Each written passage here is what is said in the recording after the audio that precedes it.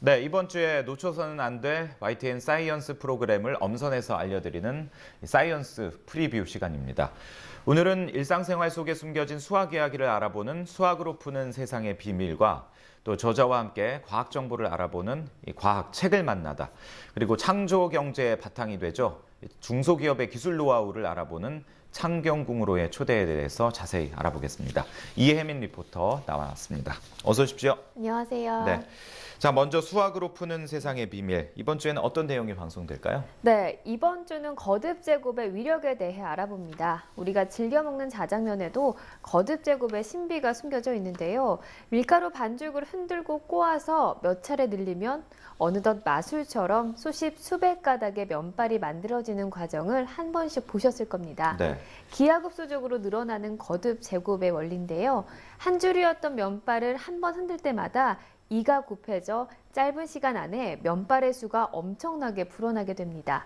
큰 수를 표현하기에 적합한 거듭 제곱은 16세기 비에트라는 수학자가 문자로 표현했습니다. 네. 그러다 17세기 프랑스의 철학자이자 수학자인 데카르트가 이를 개선해서 현재 사용하고 있는 거듭 제곱의 밑과 지수로 표기하게 됐습니다. 예. 데카르트로 인해 거듭 제곱이 포함된 식을 간편하게 적을 수 있게 되면서 식을 다루는 대수학의 발전을 앞당기게 되는데요. 자세한 내용은 수학으로 푸는 세상의 비밀에서 만나보시죠. 네, 거듭 제곱에 이렇게 긴 역사가 있었군요. 네. 이번에 좀 자세히 알 수 있을 것 같습니다. 자, 이번 주에 그 과학책을 만나다에서는 어떤 내용이 소개됩니까? 네, 이 박상복 현재 자동차 품질 평가팀 과장이 출연해서 제로 플러스 서적을 소개합니다. 자동차 회사의 품질 평가팀 과장으로 재직 중에 있는 저자는 9개 중견기업의 성공 스토리를 들려줍니다. 네. 중견기업 기업가들의 특징은 사장이 아닌 평범한 직원일 때도 일에 임하는 태도와 마음가짐이 달랐다고 합니다. 이들은 대부분 위기를 겪은 사람들인데요. 큰 실패에도 좌절하지 않고 실패를 이겨내고 위기를 기회로 만들어 일어섰습니다.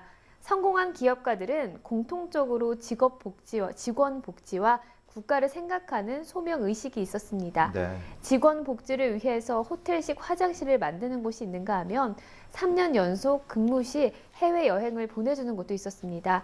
이들은 학력이나 배경, 집안 지식 등 소위 스펙이 부족했음에도 성공할 수 있었는데요. 자세한 내용은 과학 책을 만나다 제로 플러스 편에서 만나보시죠. 네. 이 성공한 기업가들의 공통점, 직원들의 복지를 생각했고 국가적인 사명의식이 있었다. 네. 이 부분 참 눈여겨볼 대목인 것 같습니다.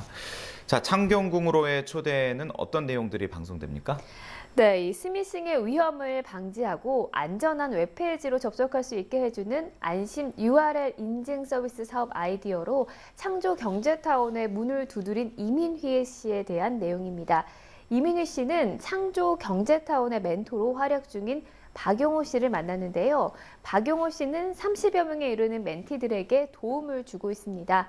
박 씨는 동영상 콘텐츠 선송 서비스업에 종사하고 있는데요. IT 분야의 풍부한 경험과 함께 벤처기업 창업자로서 어려웠던 경험도 있어서 기꺼이 창조 경제타운의 멘토로 참여하고 있습니다. 네. 박 씨는 이민희 씨의 사업 아이템인 안심 URL 인증 서비스를 보는 순간 멘토가 되어야겠다고 생각했는데요. 스미싱이나 악성 코드로부터 자유로운 URL 링크 서비스가 요즘 시대에 꼭 필요하다고 판단했기 때문입니다. 안심 URL 인증 서비스 아이디어 제안자 이민희 씨는 박용호 멘토를 만나기 위해서 대전에서 서울까지 찾아오고 있는데요. 자세한 내용은 창경궁으로의 초대에서 만나보시죠. 네. 요즘처럼 보안이 중시되는 때 꼭 필요한 그런 아이템인 것 같네요. 네. 자, 창경궁으로의 초대까지 이번 주에 눈여겨볼 프로그램 소개해드렸습니다. 이혜민 리포터 고맙습니다.